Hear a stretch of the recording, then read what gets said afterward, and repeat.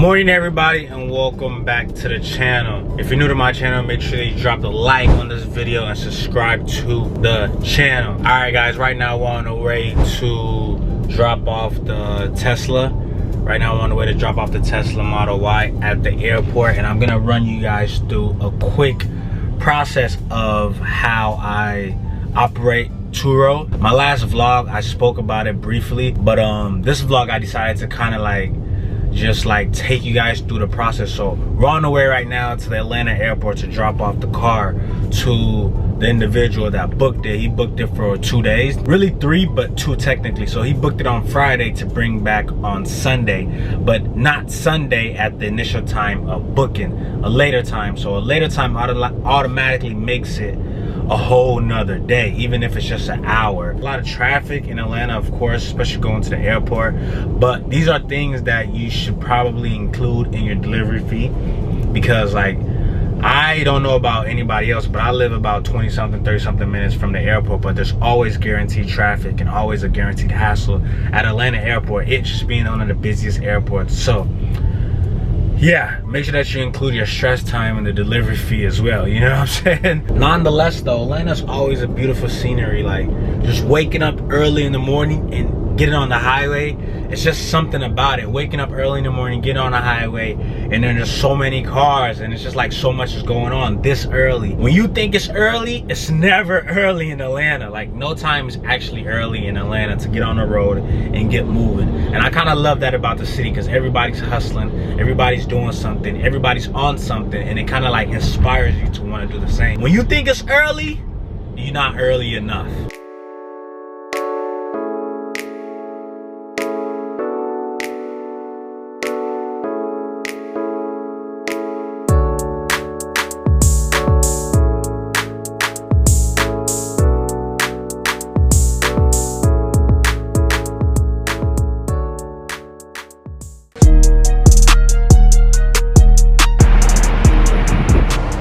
I think I'm gonna do the caramel macchiato as always. Where is that at? Where's the caramel macchiato? They take it away? Oh, it's right there. I'm about to say. What are you doing? I'm thinking that it's maybe, but I don't know how much it's I'll go back to that. You want a smoothie? We don't have smoothies here, honey. You want a drink? Oh, you want one of these? Right here. You should get one. This is fire.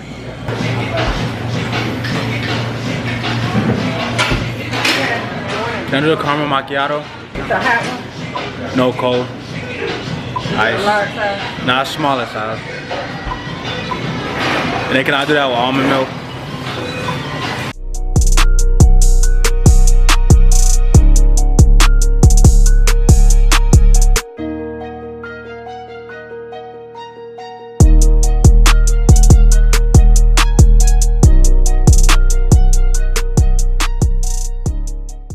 Alright guys, right now we are on the way back to the airport, unfortunately, because I just got another booking for the second vehicle, which is a NISSAN ROUGE, which is what we're in right now. Not too bad, to be very honest. Panoramic sunroof and a whole lot of other nice features. It's crazy because now we have to go all the way back to the airport, but there was a time difference, right? The first one was in the morning, and this one is towards the evening. The only thing that sucks is, of course, there is way more traffic. It being 4 o'clock right now is busy in Atlanta. All right, getting a booking for the airport on the same day, it could be very inconvenient, but at the end of the day, it's up to me, right? I set it up like that to be able to get trips 3 to 6 hours ahead of time, so you can run into stuff like this. But it's also up to you. If you decide you want to start touring, you set it up. You can set it up to 2 days in advance. You can set it up to 24 hours in advance, and you can also set it up all the way as short to an hour in advance.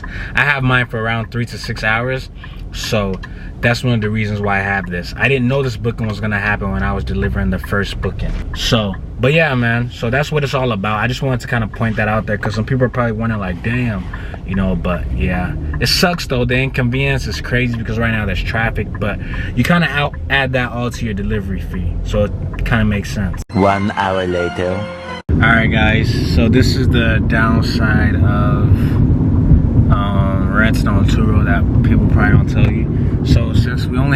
2 vehicles. We've actually dropped off both cars, and now we're having to Uber back home. So we're currently in an Uber, but at the end of the day, we're gonna find somebody that's gonna take us to the airport. So it's still worth it, but like again, as I said, your delivery fee should kind of include all this inconvenience if you are in a situation like mine. So that way, I see a lot of people out here in Atlanta, they set their delivery fee to 120. Some people have it for 140. And I used to question like, damn, isn't that high? Like, who's gonna wanna pay that delivery fee? But it makes sense. Now I know how much more I need to increase my delivery fee.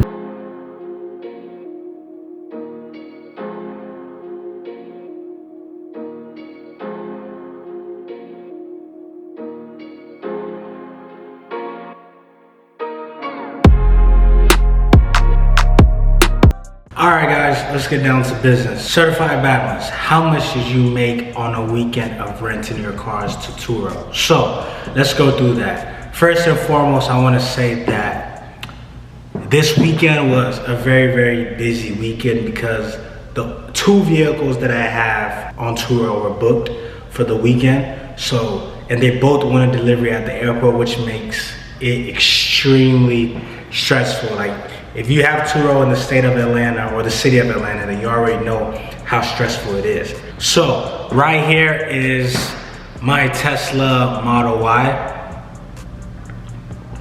which the trip started on Friday, October 4th and ended on Sunday, October 6th at 8 p.m., which then charges him 3 days, because typically if you don't return on the same exact time you rented and you return on a later time, you're being charged an extra day fee. The trip price was $285, so $95 each day, $95 for 3 days.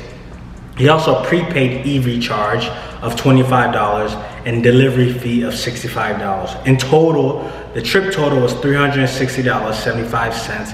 TURO fees took out $76, which is typically my insurance plan. TURO gives you options to literally have no insurance plan and receive your full earnings. So if I didn't have insurance with them, then I would be receiving $360 for typically a 2-day rental, but it's specified as 3 days. I took home $284.06. Not only did I do that, but with this individual, he did smoke in the vehicle and left like smoke remnants in the vehicle. So I get to charge him a smoking violation fee of $150. And then he did leave a bit of a scratch on the front passenger door, which typically was not there, so I'm going to have to report that damage. So I already did all these things, but I'm just waiting to hear back from TURO. So let's say in total for the Tesla Model Y, if we took home $284 plus the smoking violation minimum, I'll be receiving $434 for typically a 2-day rental. So I think that's not bad. That's not bad for a weekend. And right now, my prices are honestly set at like, this is probably the lowest they'll be, just because I'm still kind of testing the waters here in Atlanta from just moving from Indiana, where I was previously operating my TURO business. We also rented out the NISSAN ROUGE SV. It was booked literally the same day, Friday, October 4th for 4:30 p.m. and brought back Saturday, October 5th at 3:30 p.m. So which was literally a day rental. And this was rented out for $74 a day. Last minute boost pricing, because he booked it literally probably like 2 to 3 hours before. No, probably like 3 to 4 hours before. So for that reason, I get to have a last minute boost pricing. You can set your last minute boost pricing anywhere between 5% to maybe 15% of your daily rate, I think. And then the delivery fee was also $60. And the trip total ended up being $141.40. TURO fees, which is the insurance plan, took out $26.35, and I was left with $115.05. Not bad, not bad. Now this individual was very responsible, didn't smoke, didn't leave any damages or any scratches on the vehicle, near the vehicle. He literally probably drove the car from the miles that I was able to track it. He probably drove the car from the airport to his hotel, and maybe he was hungry at nighttime and drove down the street for some McDonald's. Let's say on the average, 434 on the Tesla and 115 on the Nissan. So in the weekend, we made $549.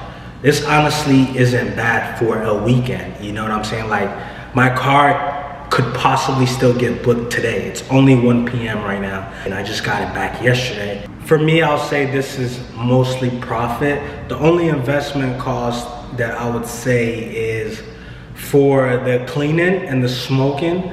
I literally have to go get like a deep clean car wash, and I have to do that ASAP, which is probably gonna run me anywhere to from $50 to $65. I'd have to deduct that from, you know, my profit, like my trip cost. So let's say they smoked in your car and you're unable to give the car to the person who booked later on that day. TURO has a way of kind of like reimbursing you for that missed rental in a way. You get what I'm saying? But anyways, that's mostly everything that went on this weekend with my TURO bookings and earnings. That's just a little insight that I wanted to share with you guys. If you have any questions, feel free to leave them down in the comments below. Make sure that you like this video, hit the subscribe button so you know every time I drop a new video. If you want to see any other things about TURO or any other things about my TURO business, anything, let me know in the comment section. Subscribe, because not only do we post TURO content, but we post weekly vlogs, travel vlogs, and a whole lot more. So stay on track with the boy. See you guys in the next one. Ski!